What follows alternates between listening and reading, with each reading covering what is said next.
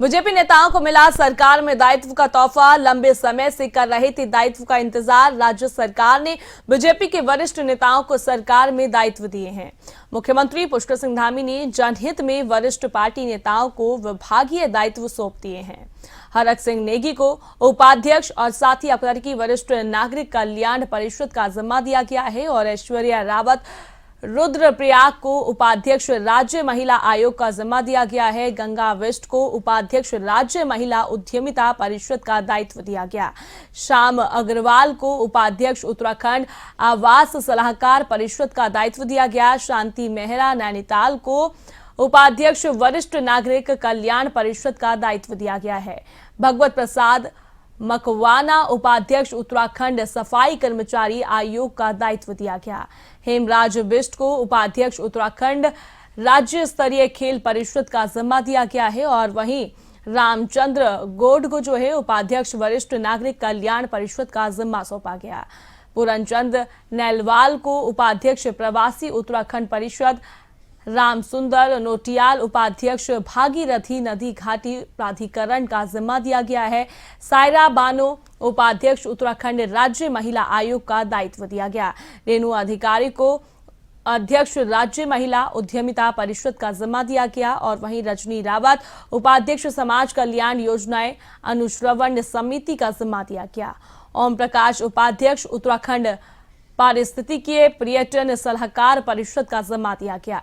भूपेश उपाध्याय उपाध्यक्ष उत्तराखंड जैविक उत्थान परिषद का जिम्मा दिया गया है। कुलदीप कुमार अध्यक्ष उत्तराखंड वन पंचायत सलाहकार परिषद का जिम्मा सौंपा गया और साथ ही आपको बता दें कि ऋषि उपाध्यक्ष सिंचाई सलाहकार समिति का जिम्मा सौंपा गया है और वहीं वीरेंद्र दत्त सेमवाल उपाध्यक्ष उत्तराखंड हथकरघा एवं हस्तशिल्प विकास परिषद का जिम्मा सौंपा गया। फिलहाल हमारे साथ ज्यादा बातचीत के लिए ब्यूरो हेड राव शफात अली जुड़ गए हैं। राव शफात अली, क्या कुछ जानकारी है जिस तरीके से सरकार ने जो है नेताओं को जिम्मा सौंपा है, किसको क्या कुछ जिम्मा सौंपा गया है, क्या कुछ जानकारी, विस्तार से जानकारी दीजिए जी। प्रिया, देखिए, नवरात्रा के तीसरे दिन जो पार्टी के यानी भाजपा के जो वरिष्ठ नेता है, समर्पित नेता है, जो लंबे समय से इंतजार कर रहे थे, उनको ये तोहफा मिला है और 20 जो ऐसे बड़े नेता हैं, वरिष्ठ नेता हैं, उनको सरकार में जिम्मेदारी सौंपी गई है, उनको दायित्वधारी बनाया गया है, दायित्व मिले हैं। क्योंकि परिषद होते हैं, आयोग होता है, समिति होती है, तो इसके अध्यक्ष, उपाध्यक्ष, सदस्य, तो ये तमाम ऐसे पद होते हैं जिस पर वरिष्ठ जो पार्टी के नेता होते हैं वो इस इंतजार में रहते हैं कि पार्टी के लिए जब वो काम कर रहे हैं तो उनको सरकार में कोई दायित्व मिले। हालांकि 2024 में भी एक लिस्ट जारी हुई थी, लेकिन कल भी एक लिस्ट जारी हुई है जिसमें 20 नेताओं के नाम शामिल हैं। इसमें अलग अलग क्षेत्रों से जो अलग अलग नेता हैं उनको शामिल किया गया है और क्योंकि ये समिति होती है, जो आयोग होता है, परिषद होता है, ये एक तरीके से योजनाओं को लेकर के, उसके अनुश्रवण को लेकर के जनता तक योजनाएं पहुंचे, तो इसीलिए ये नियुक्तियां होती भी हैं। तो 20 जो नेता है उनको मनोनीत किया गया है। हरिद्वार से अगर बात करें, ओम प्रकाश जमदग्नि, वो वरिष्ठ भाजपा के नेता हैं, काफी लंबे समय से इंतजार में थे और अब वो वक्त भी आ गया है कि जब उनको मनोनीत किया गया है। फिलहाल हमारे साथ ओम प्रकाश दायित्वधारी जुड़ गए हैं और over to you Rao Shafat Ali, आप इनसे बातचीत कर सकते हैं जी। हेलो जी, जमदग्नि जी, बहुत बहुत स्वागत है आपका खबरें अभी तक में। थैंक यू भाई साहब। इंतजार अब खत्म हुआ है जमदग्नि जी, आप बड़े वरिष्ठ नेता माने जाते हैं भाजपा के, इंतजार भी था कि कब किसको क्या पद मिलेगा, तो ये लिस्ट अब जारी हो चुकी है, दायित्व बांटे जा चुके हैं। अब आगे का किस तरह की कार्यशैली रहने वाली है, क्योंकि अमूमन ये माना जाता है कि जो दायित्वधारी होते हैं वो सिर्फ एक रबड़ स्टैंप की तरह होते हैं। ऐसा नहीं है। भारतीय जनता पार्टी की सरकार में प्रत्येक छोटे बड़े व्यक्ति से काम लिया जाता है और दायित्वधारी बहुत महत्वपूर्ण पद है और इसमें माननीय मुख्यमंत्री जी के निर्देशन में, माननीय मंत्रीगणों के निर्देशन में हम लोग जनहित में सामाजिक कार्य करेंगे और जनता के बीच जाएंगे। सरकार की, केंद्र सरकार की, प्रदेश सरकार की जो योजनाएं हैं वो जनमानस से पहुंचाने का हम लोग काम करेंगे। ऐसा बिल्कुल मिथ्या है कि ये रबर स्टैंप है, बिल्कुल भी नहीं है। बहुत महत्वपूर्ण पद है और माननीय मुख्यमंत्री जी के निर्देशन में, माननीय मंत्रीगणों के निर्देशन में हम लोग काम करेंगे और पूरी तल्लीनता और ताकत के साथ हम लोग काम करेंगे।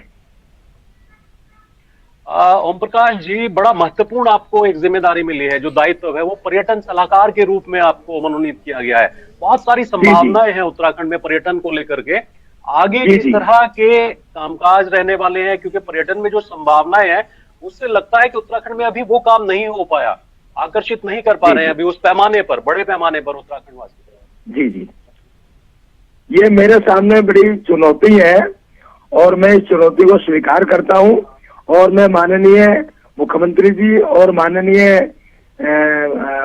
मंत्री पर्यटन के मार्गदर्शन में काम करूंगा और इस प्रदेश के पर्यटन को किस प्रकार से बढ़ाएं, किस प्रकार से देश भर का, विदेश का पर्यटक उत्तराखंड में आए, उन सब पर हमारा फोकस रहेगा, उन सब पर हमारा ध्यान रहेगा।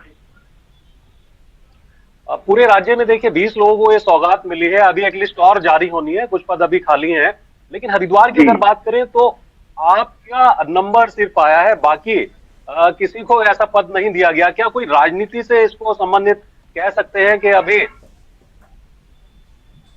नहीं, कोई राजनीति इसमें नहीं है, ये हमारे संगठन का और सरकार का निर्णय है और सभी कार्यकर्ताओं को कहीं न कहीं सबका मान सम्मान किया जाता है, सबको स्थापित किया जाता है, किसी को सरकार में, किसी को संगठन में और किसी को देर, किसी को सवेर। अब मुझे भी आप देखिए ना, मैं 15 साल पहले जिला अध्यक्ष था और मुझे अभी पार्टी ने ये जो सम्मान दिया है, मैं अपने केंद्रीय नेतृत्व का और अपने प्रदेश नेतृत्व का बहुत बहुत आभार और धन्यवाद करता हूं और अपने सभी साथी जो हरिद्वार के मेरे वरिष्ठ, ज्येष्ठ और श्रेष्ठ कार्यकर्ता हैं, उन सबका बहुत बहुत धन्यवाद करता हूं और सबको साथ लेके काम करने का प्रयास करूंगा। बिल्कुल, नई जिम्मेदारी की शुभकामनाओं के साथ धन्यवाद आपका ओम प्रकाश जी। Over to Priya ji. ओम प्रकाश जी, आप हमारे साथ जुड़े उसके लिए बहुत बहुत शुक्रिया। राष्ट्रपति अली, जैसे कि आप अभी जिक्र कर रहे थे बीजेपी नेताओं को जो बड़ा जिम्मा दिया गया है और कौन से नेता को जो है कौन सा जिम्मा दिया गया है, तो ओवर टू यू जी। देखिए 20 नेताओं की लिस्ट अभी जारी हुई है, हालांकि कुछ महत्वपूर्ण अभी जो आयोग हैं वो खाली हैं, जिसमें राज्य महिला आयोग के जो अध्यक्ष हैं वो पद अभी खाली है, बीकेटी यानी वो अभी खाली है। तो ये इंतजार किया जा रहा है कि कब एक और लिस्ट जारी होगी, लेकिन तमाम जितने भी दायित्व सौंपे गए हैं वो अपने अपने हिसाब से बहुत महत्वपूर्ण है, बहुत अहम है। और अब क्योंकि एक उत्तराखंड में एक कल्चर था, पहले राज्य मंत्री कहा जाता था तो उस वक्त वीआईपी कल्चर था, लाल बत्ती लगाते थे गाड़ियों पर, जो राज्य मंत्री बनते थे हूटर बजाते थे, लेकिन जब प्रधानमंत्री नरेंद्र मोदी बने तो उसके बाद से वीआईपी कल्चर खत्म हुआ। तो दायित्व, एक शब्दावली इसको रखा गया कि दायित्वधारी, और सरकार में एक जिम्मेदारी के तौर पर इसको देखा गया। पहले हालांकि इसको एक रेवड़ी की तरह माना जाता था कि जो सरकार के चहेते हैं, बड़े नेता हैं, सरकार के करीब हैं, मुख्यमंत्री के करीब हैं, उनको ये पद दिए जाते हैं। लेकिन धीरे धीरे इसमें भी एक संशोधन हुआ कि सिर्फ ये पद रेवड़ियों की तरह नहीं है। पहले हालांकि तिवारी सरकार थी, उस वक्त भी 200-250 पद बांट दिए जाते थे। उसके बाद जो अन्य सरकारें रही, मुख्यमंत्री बने, उनके दौर में भी यही सिलसिला रहा, लेकिन धीरे धीरे इसको कम कर दिया गया। और अब दायित्व के रूप में जो जिम्मेदारी दी जाती है, उसके साथ ही सरकार ये भी अपेक्षा रखती है कि वो जिम्मेदारी पूरी तरीके से, पूर्ण तरीके से उसको निभाए, ताकि जो राज्य सरकार की योजनाएं हैं वो जनता तक पहुंचे। इसको कह सकते हैं कि एक मॉनिटरिंग के तौर पर भी इसको देखा जा सकता है कि जो दायित्वधारी बनते हैं वो मॉनिटरिंग कर सकते हैं। तो ये तमाम कवायद इसी तरह की होते हैं कि राज्य सरकार की जो योजनाएं हैं कुल मिलाकर के कि वो जनता तक पहुंचे। लेकिन अब क्योंकि खुशी का मौका है, दायित्वधारियों के लिए इंतजार था एक लंबे समय से, और ये समय अब पूरा हुआ क्योंकि अब दायित्व सौंपे जा चुके हैं। अब अगली लिस्ट का इंतजार है। जी राष्ट्रपति, आपने तमाम जानकारी दी उसके लिए बहुत बहुत शुक्रिया।